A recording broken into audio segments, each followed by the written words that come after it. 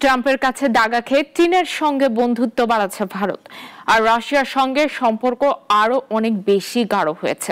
একই গাড়িতে চড়ে খোশ গল্প করতে করতে দ্বিপাক্ষিক বৈঠকে গেছেন মোদি আর পুতিন। তাতেই যেন গা জ্বলছে যুক্তরাষ্ট্রের। ট্রাম্পের উপদেষ্টার প্রশ্ন, শি পুতিনের সঙ্গে বিছানায় যাচ্ছেন গণতান্ত্রিক নেতা মোদি? এশিয়া সামিটের দ্বিতীয় দিনে দেখা গেছে যে নরেন্দ্র মোদি, ভ্লাদিমির পুতিন ও শি জিনপিং তিনজনে একসঙ্গে মিলে সৌহার্দ্যর এক বিরল দৃশ্য তুলে ধরছেন। তিন বিশ্ব নেতার মধ্যে কর্মরত আলিঙ্গন ও হাসি রসিকতার বিনিময়ের মাধ্যমে তিয়ানজিনে এক বিরল অন্তরঙ্গ মুহূর্ত তৈরি হয়।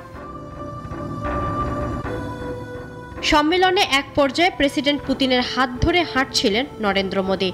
আনুষ্ঠানিকতা শেষে প্রেসিডেন্ট পুতিনের সঙ্গে একই লিমুজিনে চাপেন ভারতের প্রধানমন্ত্রী।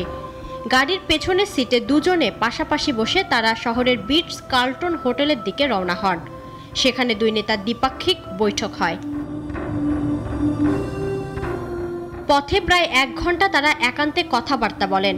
রাশিয়ার সংবাদ মাধ্যম বলছে, এই বৈঠক ছিল একেবারেই গোপন, যা অন্যদের কানে পৌঁছানোর জন্য নয়।